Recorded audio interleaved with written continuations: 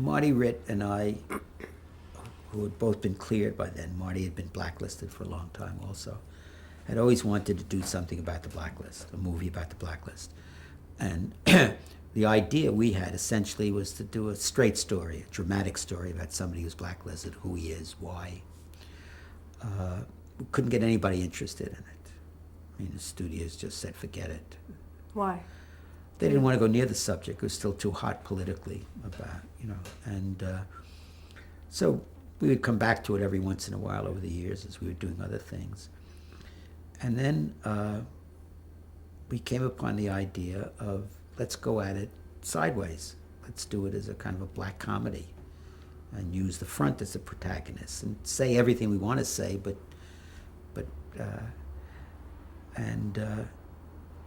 so we took the idea to, I wrote up a little 4 or 5 page treatment about what it might be, and we took it to a man who was a friend and had been our ex-agent, who was then the head of Columbia, David Beagleman.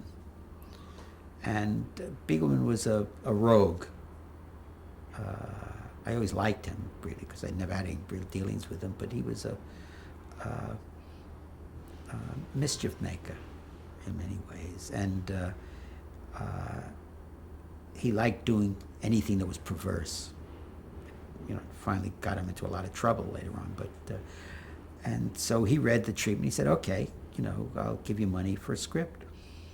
And he gave me a small amount of money to write a screenplay, first draft screenplay, which I did. And then he said, okay, yeah, this is interesting. We'll do it if you get a star. So he said, well, who are you thinking of? Who was he? He was thinking Warren Beatty, Robert Redford, Paul Newman, the stars, Clint Eastwood or whoever was around. And we didn't want any of them for it. And we didn't know what, and then I remember Marty and I were playing tennis or something, and he said, what about that kid? I said, what kid? Who are you talking about? He said, that funny kid, the kid who's being very... And I finally got out, he meant Woody. And I thought that was a wonderful idea. And we called Beagleman. He said, yeah, that would be acceptable. And Woody was just getting hot then. It's Woody Allen. Yeah, Woody Allen. And so we sent the script to Woody, and he said okay, and that made it possible, really. How autobiographical is the script? Well, it's autobiographical in the sense that a lot of the events in it happened, really. There's an incident in it when Woody's his character takes Zero Mostel up to a hotel in the resort hotel to perform, and that was really based on my taking Zero up to perform, and the same incident happened. I mean, the character himself that he plays is totally fictionalized,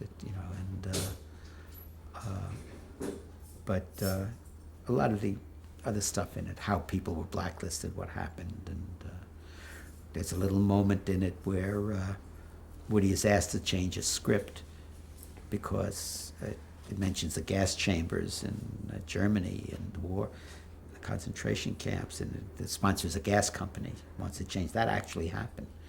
We were just discussing how you had actually hired blacklisted actors who were blacklisted at the time to appear To be in the front. Oh, yes, very deliberately. I mean, there were actors whom we knew could play the parts. They were good actors, but we went out of our way to, it was kind of thumbing our nose and saying, well, we're still here. Yeah, the credits are great when you purposely I was point against that. Really? At the end of the movie, putting the years that people were blacklisted. I thought it was kind of, asking for sympathy in a way, but apparently it had some effect that people reacted to it. How did Zero Mostel react to his role? Well, like he reacts to everything. He grumbles but what was interesting about Zero is that the incident in the movie is when he goes up to this resort and where he had played before being blacklisted for $2,000 or $3,000 a night, and they'd cut him to $500. And when he gets up there, he accepted that bitterly, but he needed the money. When he got up there, they cut him in half again. And that actually did happen to Zero when I took him up to this place. And he went on and performed in a rage, just a rage. And this big audience, 1,500 people in the audience. And he kept cursing at them in Yiddish and calling them names. And the more he did that, the more they laughed, the more they thought, and he couldn't get off. And it was awful to see, you know, because he kept doing the act and they kept loving it and applauding and bringing him back. And finally, when it was finished, we went off and he sat with him while he drank a whole bottle of whiskey. And I put him down, and that's what I wanted him to do in the movie. And he wouldn't do it.